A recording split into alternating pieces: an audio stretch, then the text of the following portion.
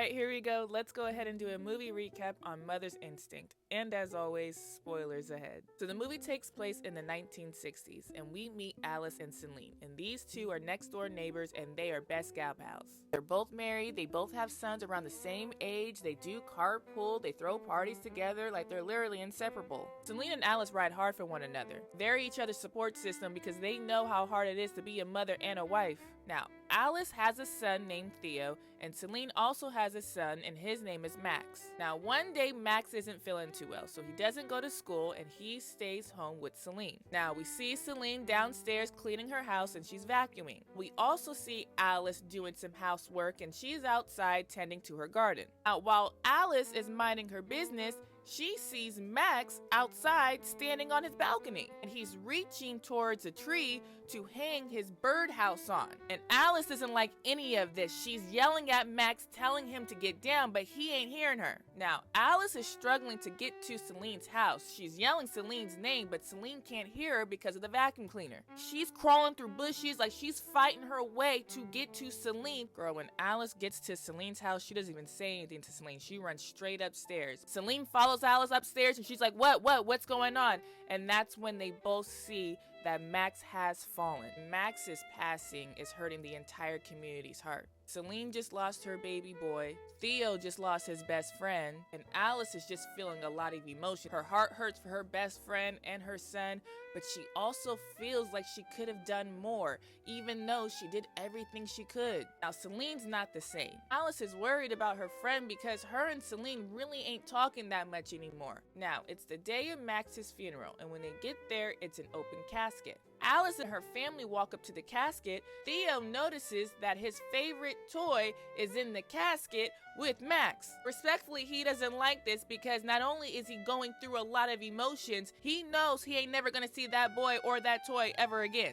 So he causes a scene. And they try to calm him down, they leave the funeral, but hold up, Alice is mad. Alice doesn't like the fact that her son's toy was in that casket. Like, yes, it's just a toy, but that's my son's toy, and nobody gave you the permission to do this, so my child has to lose his toy and his best friend? So after the funeral, Celine and her husband go away for a while. When they come back, Celine and Alice have a moment, and it seems like they're going to be friends again. However, Alice is noticing that Celine is still acting very strange. Like, Celine is getting awfully close with Alice's son, Theo. Celine and Theo are now hanging out. And when Alice tries to talk to Celine about this newfound friendship, Celine tells Alice that this is something that her and Theo both need to heal. This friendship helps since they both lost Max. One day, Alice allows Theo to go over to Celine's house to hang out. During the visit, Alice can see from afar that her son is on the same balcony that Max was on.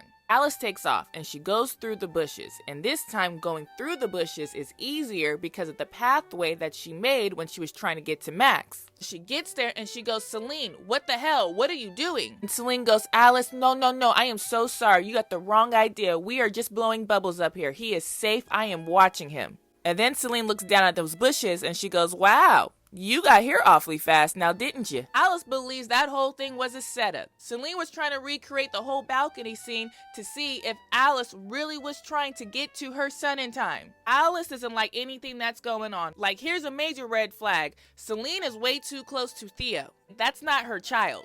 Alice is the only one that thinks it's weird that her son personally invited a grown woman to his birthday party. She tried to stop it, but people allowed it to happen because Celine is grieving. Everything Celine does, Alice is suspicious. At the birthday party, Alice's mother-in-law has a heart attack. And quickly, Alice believes that heart attack was caused by Celine. Nobody believes her, so Alice gets the autopsy results. You see, Alice's mother-in-law has to take medication to prevent her from having heart attacks. And the autopsy shows that at the time of her passing, that there was no medication in her system.